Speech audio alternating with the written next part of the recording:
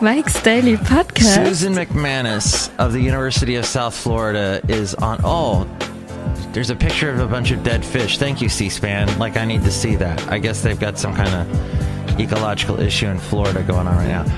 In Florida, if you are a woman over the age of 60, you have to wear these ugly, horrible, I don't even know what they got. They got a pattern, like a floral pattern on Mike's Daily Podcast. They're not quite a pantsuit, power suit. They're kind of formal, but not. Everybody wears them. It's crazy. Mike's Daily Podcast. I was in Florida a couple months ago, and it was hot. And yesterday it was hot as well in the wonderful Bay Area. Got to tell you about November's down here. And yesterday with Dios de los Muertos and beer. Mike's Daily Podcast. I think I need a beer. It's been a while. I was offered a beer by one of my wonderful neighbors on Halloween, but Mike's I didn't have time. Daily I get up at 4 in the morning. Podcast. I have no time, ever. Yeah. I gotta be quick. I gotta be quicker than that. I gotta be quicker than that. You gotta be quicker than that. So fast. Because it's weird when you get up at 4 in the morning, your evening hours, you got to get so much done in your nighttime, and then there's no time. It seems like when you have any time after 4 a.m., if you can get up any time after, like a minute or two, and the door just opened and someone just walked in, you can stay up later. It's something about that 4 a.m. absolutely got to be up by 4 a.m. deadline that just kills my evening. Because by 10 o'clock you're only getting 6 hours sleep, and it's ridiculous. I walked through a cemetery yesterday. Oh, some people have walked in. Hello, Michael Masters, Madam Rootabega, and you walked through a cemetery. Ooh. Yes, yesterday I went to the one. Is it the Mountain of something? It's in Piedmont. It's the very famous cemetery. Crocker from Crocker Bank is buried there. Ghirardelli from Ghirardelli Chocolate is buried there. It's an amazing old cemetery. I saw a tombstone. It was a, what do you call it? What are the ones, not the ones that stick out of the ground, but they're just flat on the ground? A flat stone. And here's today's podcast picture. The date of deceasement was 1859 on this tombstone I read. 1859. Crazy. But today's podcast picture is someone else who walked in. Basil. Oh, yeah, maybe we'll put Basil in the podcast picture today. I think we haven't done that in a while. Oh, it's getting tough now, my friend. It's getting tough. He's over 10, and his back legs, even as a young dog, were kind of wonky at times, but now with the old age and the hip dysplasia and everything else, they're so wonky, and I have to pick him up a lot. And I don't ever need a gym membership because I'm picking up my 90-pound dog all the time. And actually, he's on a diet, so I'm trying to get him down to 80. But it's, my arms, my back just ache right now. And he needed to use the bathroom last night, and he's very good. Like, he'll let me know he needs to go outside.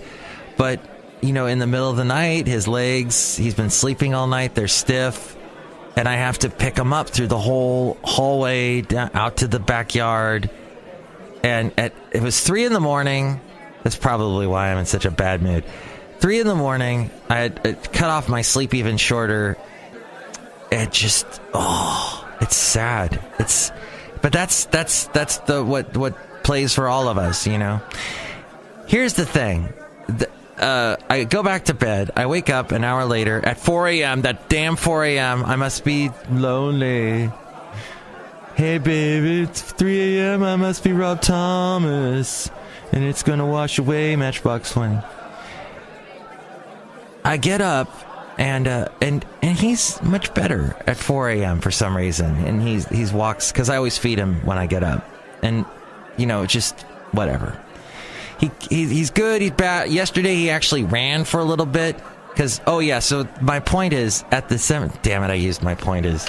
I got to give myself you blew it. Bam. That I said that I told myself I'm not going to say those words that rhyme with oink, point. I did it again. Instead of hitting that, I'll have Maxine Waters. If you shoot me, you better shoot straight. There's nothing like a wounded animal. Woo! Woohoo! So, there's... Is Basil wounded? Oh, he's just older. He's an older animal is what he is. But so he's running. Tom Hanks was on the Graham Norton show on the BBC.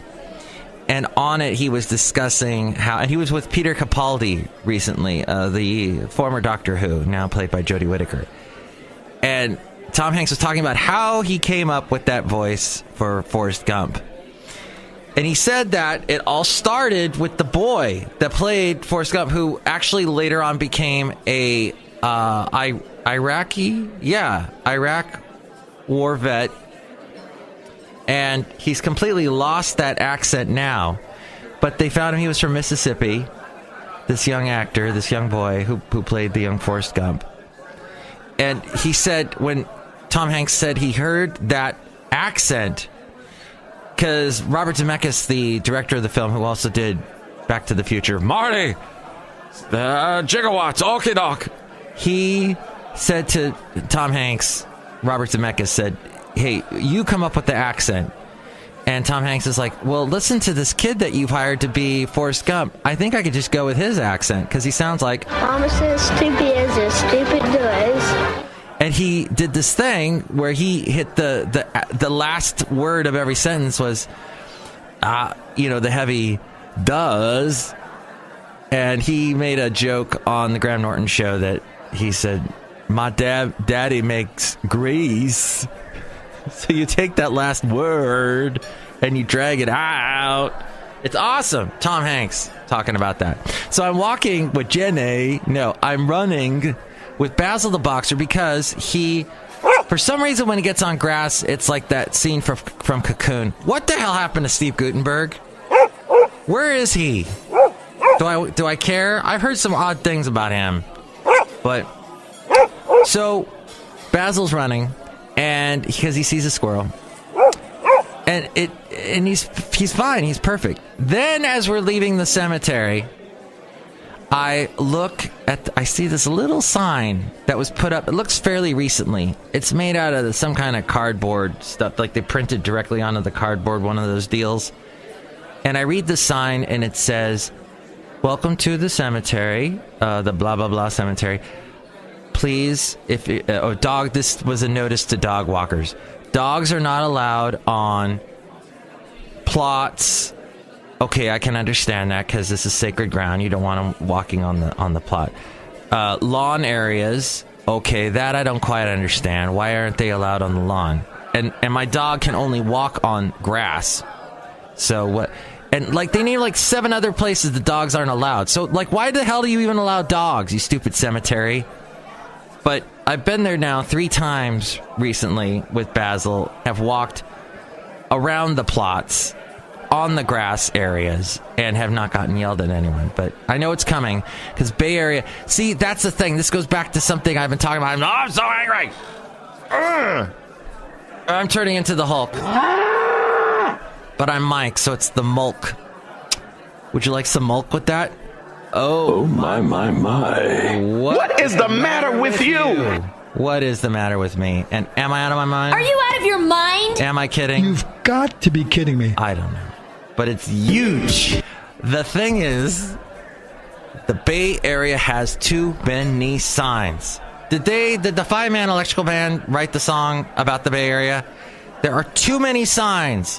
When I came here 9 years ago, the first thing I noticed was I was sitting in a fish and chip shop, and I'm looking over, and I see on the wall, it says, you can't use the bathroom unless you buy something.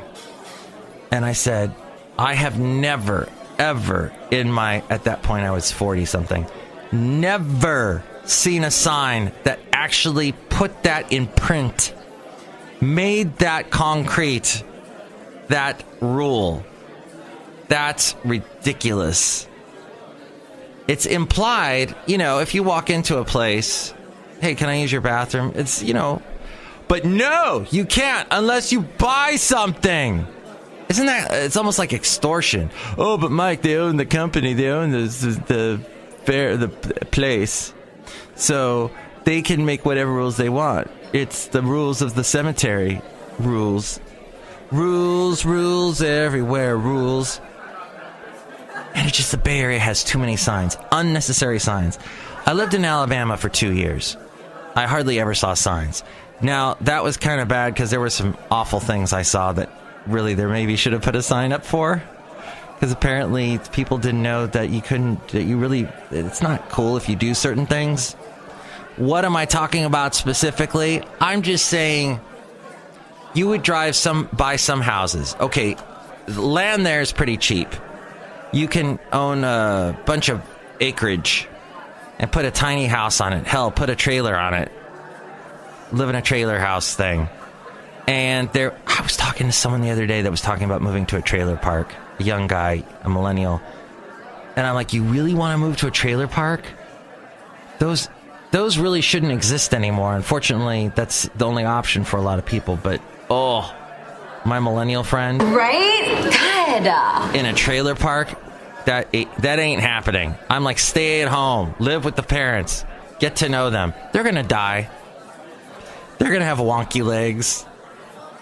Like the wonderful Basil the Boxer. You need to... This is right about where my lovely lady friend is listening to this podcast. And she's like, you really threw your dog under the bus today. Oh my God. Why? No, he's doing good. The point is, dang it. All right, I got to give myself a buzzer for doing that. Don't live in a trailer park if you can manage it. But yeah, so there was just some bad... People needed a few rules in Alabama. Here we got too many rules in California. I almost did it. Almost said it. Can't say gong. Oh yeah, you can say gong. Bang a gong. I like those gongs. The cemetery walk was very nice. I don't like the sign. I don't like the rules that they have there, and yeah. Did I mention I'm pretty tired? I'm happy it's Friday. Woo! Let's go outside a Café Anyway, where we bring you Mike's Daily Podcast on Podcaster Valley. So we got the Brewmaster here, who is going to be in the podcast picture today. Hi, Mike. I make the delicious root beer. Have some, I'll cut you. I'm the Brewmaster. Oh, boy, I'm in the cartoon. Oh, boy. Yes, you are. Oh, boy. And look who else is here. Hello, dear Mike. This is Valentino, the parking attendant. And look who just drove into Café Anyway. Wow! This is Bison Bentley. Dude, excellent, guys. Brewmaster, it's always great to have you on the show, too. Thanks, Mike. Hi, Valentino. Hi, Bison Bentley. Hello there, Brewmaster Day. Are you the Brewmaster or are you the Cookie Monster? I'm going to eat cookie. I'm the Brewmaster. I'll cut you. Uh-oh, it's turning into anarchy. Anarchy! I don't even know what it means, but I love it! But we love being out here at Café Anyway. Oh, I haven't done that in a while. Anyway. Café Anyway. Okay. Let's see. Oh, did you see that speeding escalator thing? Oh, by the way, Dia de los Muertos. So this is all, the whole cemetery thing leads into the Dia de los Muertos thing I was talking about yesterday. But also that, the altar that Basil was sniffing. There was an altar set up at the Oyster Bay Regional Shoreline where they have a lot of dogs. Dogs can be off leash, although I was given a ticket for having my dog off leash once. That was annoying. And I've talked about that ad infinitum. But That was just a cute little... I couldn't believe that someone did a nice little altar for dogs that have passed on, that are no longer with us. They live such short lives, but they bring so much to our lives. But back to Dia de los Muertos, there is a special celebration going on in Niles this weekend. I'm giving him a free plug on my podcast because one of my great podcast listeners is there. And Sylvia, we hope to be there. My lovely lady friend and I. So hopefully we will see you there. They do such a good job. Oh, you know what? I don't mean to bag on Fruitvale, but I went to that Fruitvale one, and it is so crowded. It's gotten so big, and you can't even move. I'll never, ever, ever do that again. The Niles one is perfect. So, and the weather has been just so amazing. Oh, the Bay Area. I don't know where you are, obviously, because I can't see you, but you can call me, 336MM Daily. That's 336MM Daily. And, I guess, what was my thing saying? That, MikesDailyPodcast.com. That's where you want to go if you want to check out all the past shows, past podcast pictures, help out the show, all that kind of stuff. Yeah, that speeding escalator. People just flying down this escalator like sped up. It was in Rome, Italy. Which makes me say, always take the stairs. You don't need to go to the gym. You can take the stairs. I would take the stairs at work, but I don't have a key to get through that door at the on my floor at work. The door is locked, and my key doesn't let me through, and it makes me feel very inadequate. But them's are the rules. So, yeah, that's a thing. Oh, and I'll end on this note. So they're doing this. I don't know. I went to empty my spam folder the other day, and in my folder is an email, and I don't click on the email. Never click on spam email, obviously. And this, in the subject line, though, it tells me, and this is how they're getting. This is how sharp or clever or devious these idiots are getting. In the subject line, and he sent me, or she, or whoever it is, has sent me several of these emails saying the name of a email account that I don't even have anymore, but it said, hey, I was able to get into this account, and it lists the account, and then this is the password you used, and showed the password. And I was, wow. And then I thought, wait a minute, I haven't used that email. That email's account is closed. How did you hack into it? And then I remembered, oh, this may be one of those things that got hacked way back when. You know, I mean, so many things have been hacked in the past 2 or 3 years. Who else? The Yahoo.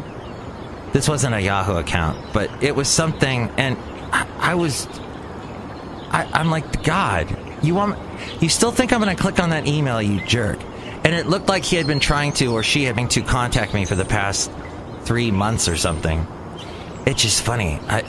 So if you see that kind of thing, I don't know what you're supposed to do. All I did was delete it.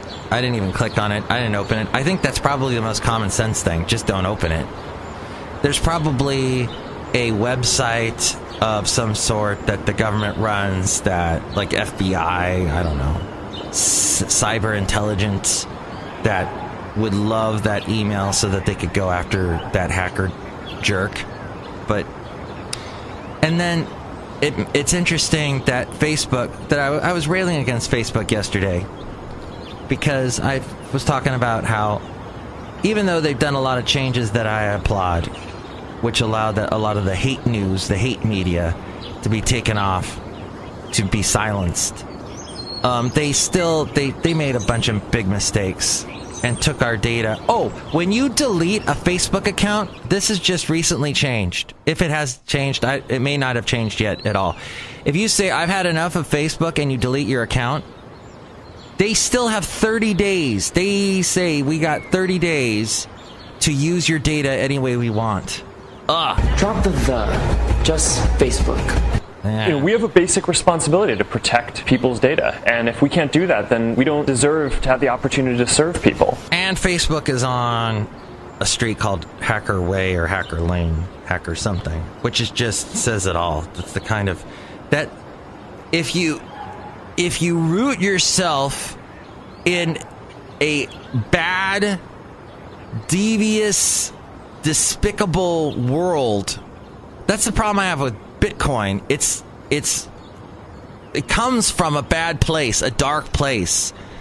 It goes to I'm trying to get to that expression: live by the sword, die by the sword. Live by the sword, die by the sword. I eat a lot of chicken. I'll probably be killed by chicken someday. I don't know, a chicken truck will run into me. I shouldn't say that. Oops. Did I just jinx myself? I hope not. Here, I'll unjinx myself with a little magic. Michael Masters, that wasn't magic. This is magic. Ooh. Oh, okay. I see the difference. Thank you, Madam Rootabega. Thank you, Valentino. Thank you, Bison Bentley. Thank you, the Brewmaster. Check out the Brewmaster drawing with Basil the Boxer at Mike'sDailyPodcast.com. Have an awesome weekend. There probably won't be a super secret Sunday show because on Sunday, what I'm going to do and what I suggest you do as well is change all your passwords. You should change them regularly anyway. But also go through that election book. I got into an argument yesterday with someone saying they were yelling. They weren't even in California. I don't know what they were doing, some radio show I was producing from out of state, and they're saying California has all those propositions. You guys shouldn't have propositions. That's what the legislature's for. Now you're having all these things, special interest groups. You're allowed to vote on things you guys don't even know what they're about. Blah blah blah. No, it's called, in California, we gave the right to make decisions on things to the people. And I brought it up to him. I said, well, what about Proposition 13? That's helped a lot of people. Well, it's helped a lot of people. It's hurt a lot of people. Blah, blah, blah, blah, blah, blah, blah.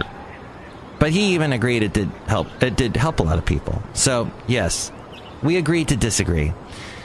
So living in Alabama, no propositions. I really enjoyed election time because there was only one or two things I had to vote for. Here in California, there's about 80, it looks like. So get into that, dig into that, find some time. You have until Tuesday, obviously, and get through it.